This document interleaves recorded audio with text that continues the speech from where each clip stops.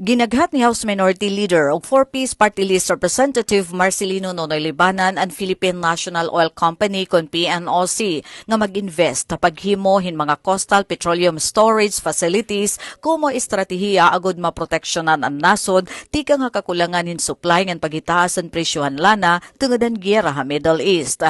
An energy emergency nga epektuhan giyera han US, Israel ngan Iran inagpapakita handa ko nga panginahanglan han gobyerno pinaagyan PNOC nga magkaadin kalugaringan nga emergency fuel reserve siring ni Libanan.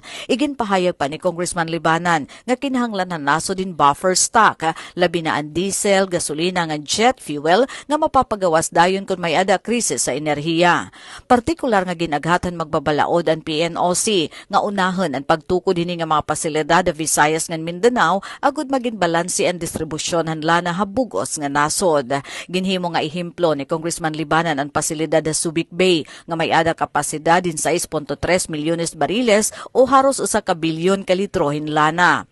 Subay ang Department of Energy kun DOE gintugutan na ang PNOC nga pumalitin tub-tub 2 milyones bariles hinlana para buffer stock katapos ideklarar ang State of National Energy Emergency. Subay kan Energy Secretary Sharon Garin inabot nahan Marso 26 sa tonsyahan nga kargamento nga may ada 22.58 milyon ka litro hin diesel. Hapag kaya na may ada na nakuha ang PNOC nga 165.7 milyones litros nga fuel nga ginbabana-bana maabot sa sakubhan bulan han Abril.